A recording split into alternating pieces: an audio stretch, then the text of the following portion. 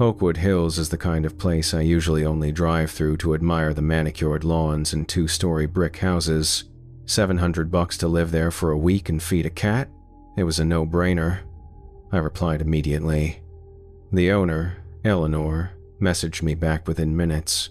She was an older woman, probably in her late 60s, and explained she had a sudden family emergency out of state.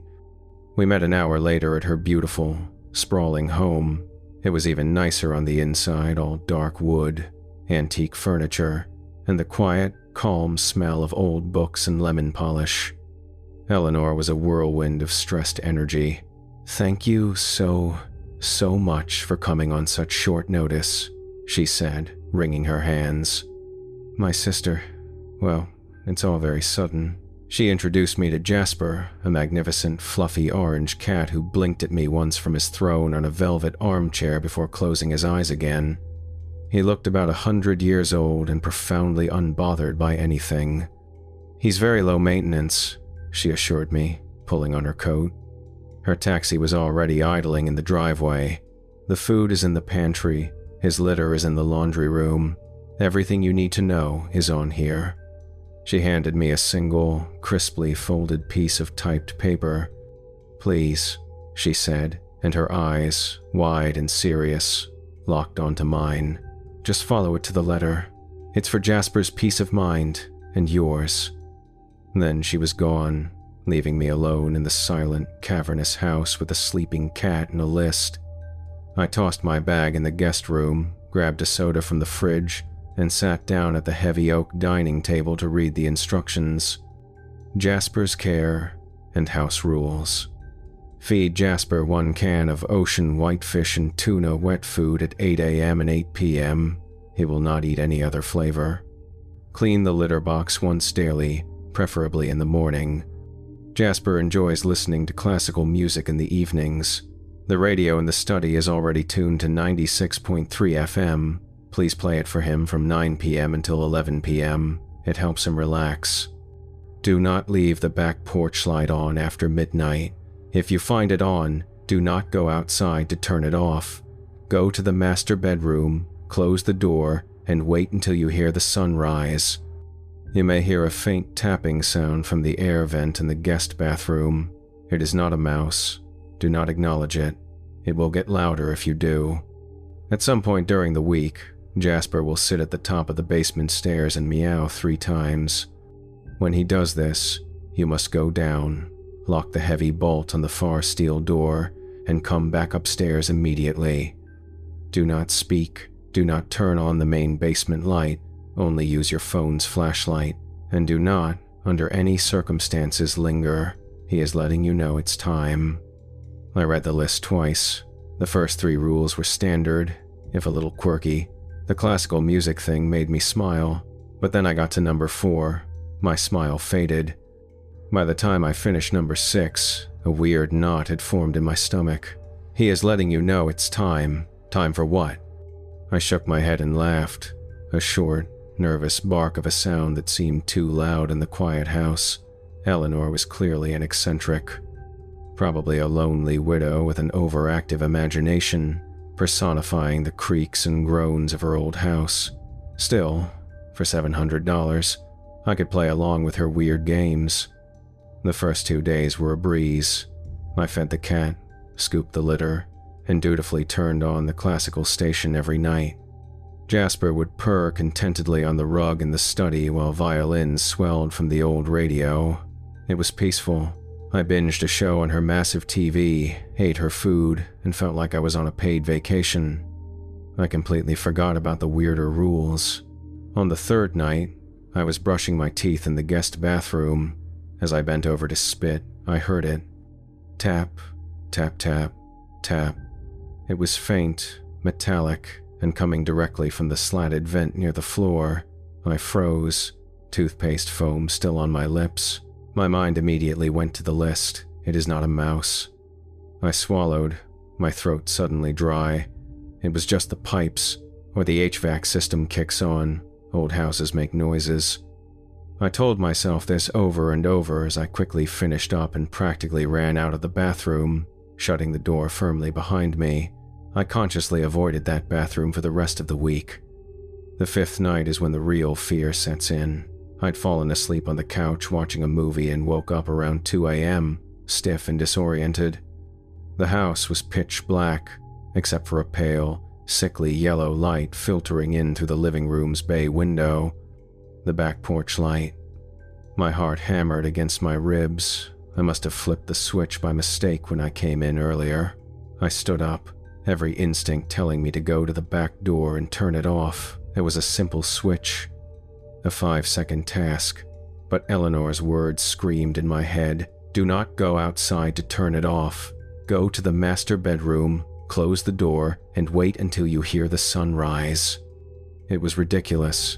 It was insane, but the memory of the tapping in the vent, so precisely predicted, paralyzed me. I stood there in the dark, staring at the illuminated patch of lawn outside, my skin crawling with the feeling of being watched from the deep shadows beyond the light's reach. I couldn't do it. I couldn't go to the back door. With a choked sob, I turned and fled to the master bedroom at the front of the house, slamming the heavy door shut and locking it.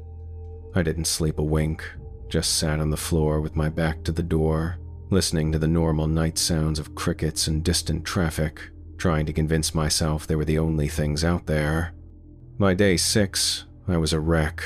I was jumpy, on edge, and just wanted the week to be over. I spent the day trying to act normal, but I kept my eyes on Jasper, watching his every move.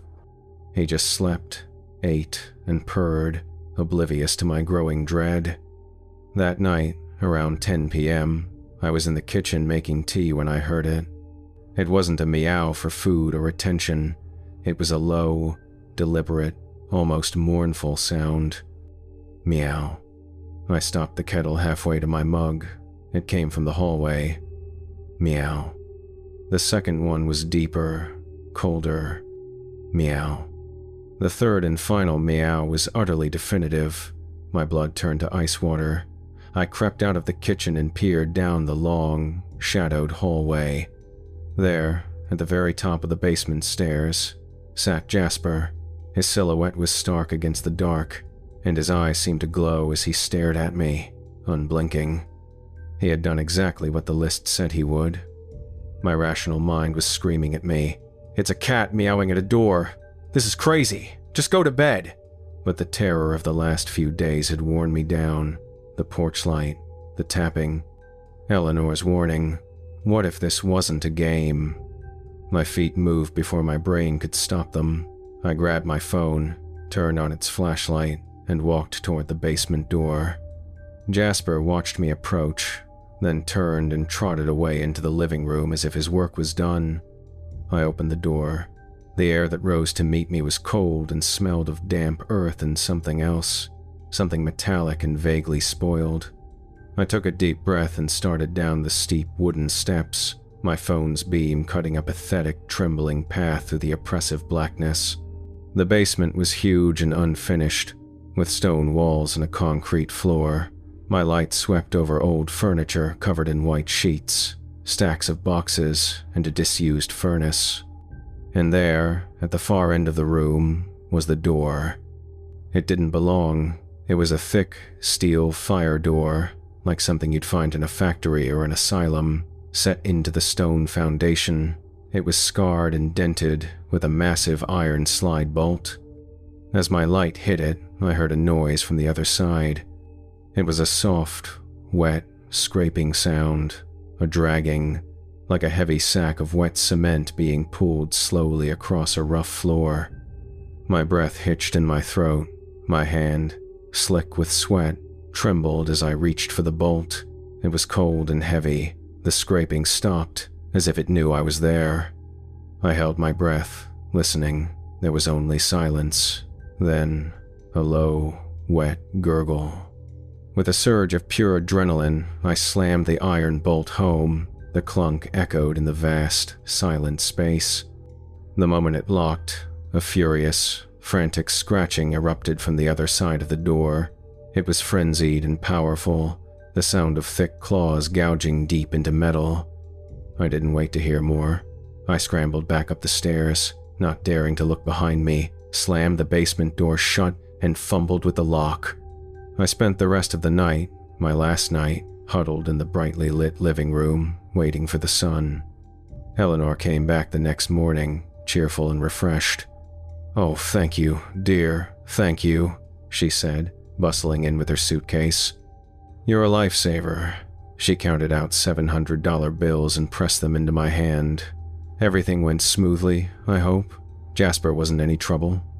I stared at her, at the bright, polite smile on her face. I couldn't form words. I just managed a jerky nod. As I walked to the front door, desperate to leave, she put a hand on my arm. Her grip was surprisingly strong. "Thank you again," she said, her voice dropping a little.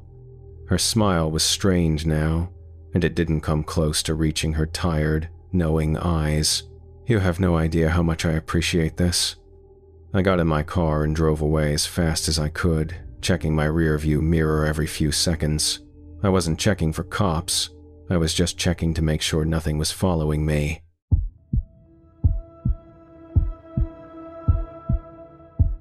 My little brother Leo is 7, which is the perfect age to be an expert-level annoyance. He'll barge into my room without knocking, narrate his Lego creations at full volume while I'm trying to study, and ask a million questions during the final boss fight of whatever game I'm playing, but he's a good kid. A few weeks ago, I was showing him how to build a proper cobblestone generator in Minecraft, and the look of pure joy on his face when it worked was worth all the interruptions in the world. I love him. That's why this is so hard to write down. It started about a month ago with Mr. Long. Leo started talking about him after spending a whole afternoon playing by the ancient oak tree in our backyard. "Mr. Long lives in the oak tree," he announced at dinner, pushing peas around his plate. "He's very tall, and his arms are like branches." My parents exchanged a smile. "Oh yeah? Is he nice?" Mom asked, playing along. "He's quiet," Leo said, suddenly very serious. "And he has rules." We all thought it was cute. An active imagination, that's what Dad called it. Harmless, endearing, even. I wish, more than anything, that we had been right. The rules began subtly. Leo started meticulously sidestepping every crack in the pavement when we walked to the park. If his foot even brushed one, he'd freeze and whisper an apology to the air. "Mr. Long doesn't like the things that live in the cracks," he explained, his eyes wide and fearful. Then came the milk. Every single night, without fail, he'd pour a tall glass of milk and place it on the top step of the back porch. The first time I saw him do it, I asked him what was up. "It's for Mr. Long," he said, not looking at me. "He gets thirsty at night." My parents told him not to waste milk, but he threw such a terrifying, silent tantrum that they just gave in. Every morning, the glass was empty. Probably a stray cat, I told myself. The worst part was the humming. It was a strange, discordant little melody, just 3 or 4 notes repeated in a loop. It was completely tuneless, like a broken music box, and it made the hairs on my arm stand up. He'd hum it while he was drawing, while he was playing, completely unaware he was even doing it. It was the soundtrack to my growing unease. My parents brushed it all off. "He's a quirky kid. It's just a phase." I was the only one who felt a cold knot tightening in my stomach. I was the only one who felt like we were being watched from that tree. The real horror, the part that keeps me awake at night, started 2 weeks ago. I was in my room, and Leo just walked in and stood there. "Are you a friend of the family?" he asked. I laughed. "What?" "Don't be a weirdo, Leo. It's me, your brother." He just stared at me, his head tilted. There wasn't a flicker of recognition in his eyes. It was like he was looking at a piece of furniture he'd never seen before. After a long, silent moment, he just shrugged and walked out. I sat there, my laughter dead in my throat, feeling colder than I ever had in my life. The big moment, the one that shattered my reality, happened a few days later. We were all in the living room watching a movie. I was on the couch, Mom and Dad were in their armchairs, and Leo was on the floor with his Legos. Midway through the movie, he looked up, his face a mask of genuine confusion. He pointed directly at me. "Mom," he said, his voice clear and innocent, "who is that boy sitting on the couch?" The sound in the room seemed to drain away. My mom's smile faltered. "Leo, that's your brother, Alex. Stop this silly game. It isn't funny." But it wasn't a game. I could see it in his eyes. He was telling the truth. He had no idea who I was.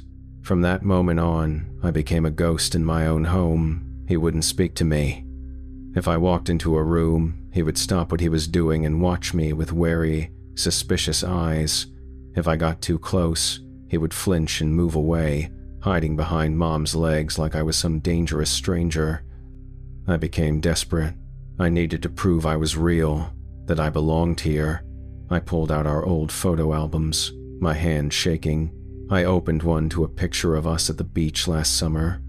He was perched on my shoulders, both of us grinning like idiots. "Look, Leo, this is us," I pleaded, my voice cracking. "You and me, at the beach, remember? You were so happy." He looked at the picture, his expression completely blank.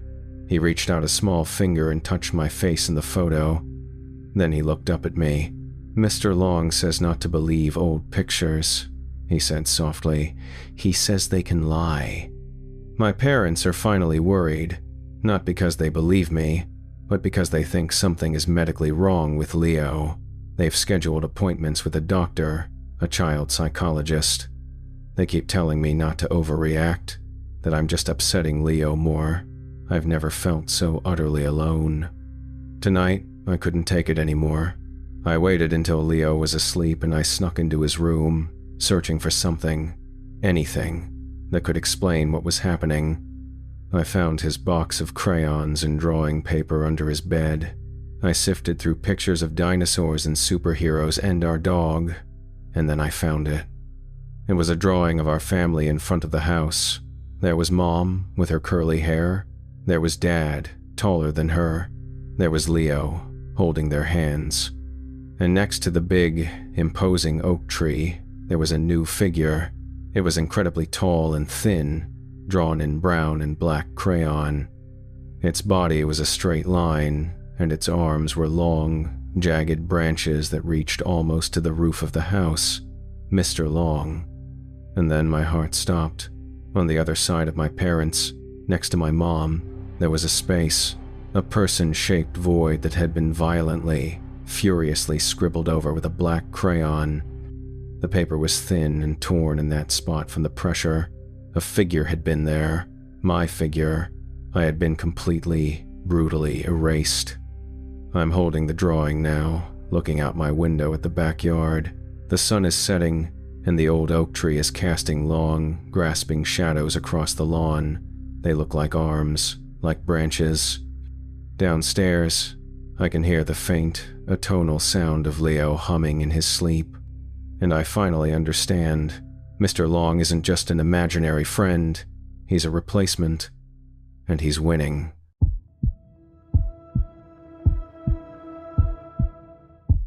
The guy who trained me was a leathery old-timer named Hank.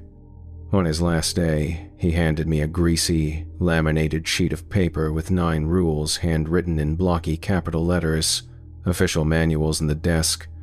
He'd grunted, tapping the sheet with a nicotine-stained finger. "This is the one that'll keep you sane."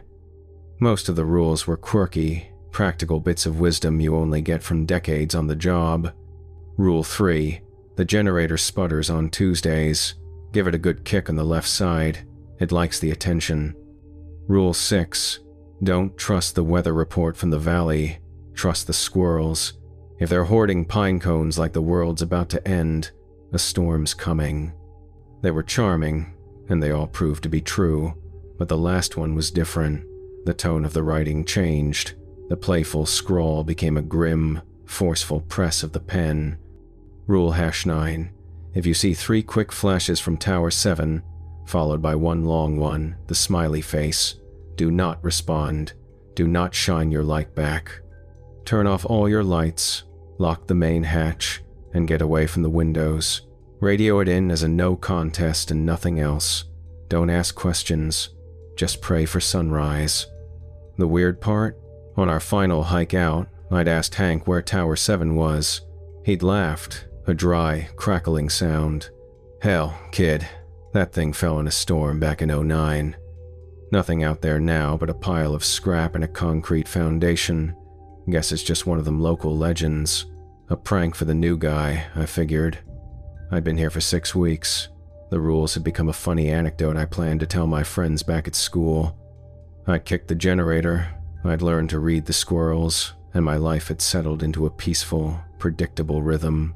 Tonight started just like any other.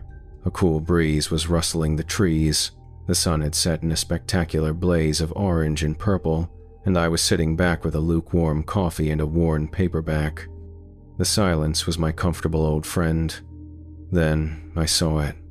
A flicker of light, miles away to the northeast, right where the jagged ridgeline of Tower 7 was supposed to be. I squinted, leaning forward.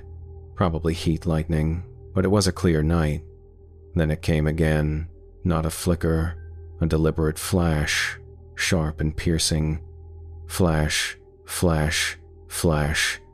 3 of them, quick, neat, and precise. My blood went cold.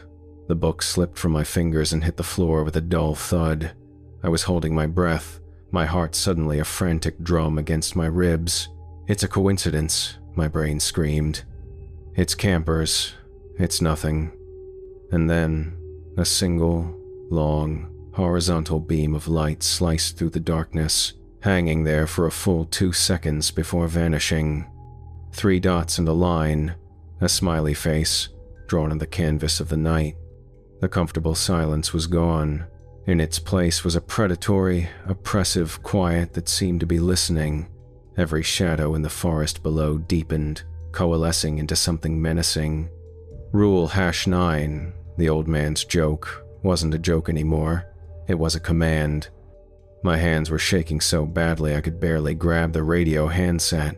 I cleared my throat, but my voice still came out as a ragged whisper. Dispatch, this is Lookout 4. I need to report a no contest from the Tower 7 sector. The voice on the other end, a guy named Dave who always sounded half asleep, was routine. Roger that. 4. A no con. He stopped, mid-word. The silence that followed was the most terrifying thing I have ever experienced. It stretched on and on. 5 seconds. 10. It was an eternity of dead air, a black hole of radio waves. All I could hear was the frantic beat of my own heart. When Dave finally spoke again, his voice was unrecognizable. The bored drawl was gone, replaced by a high-pitched, strained tremor. It was the voice of a man in the grip of pure, undiluted terror. Received 4. Confirmed no contest, he stammered, his breath catching.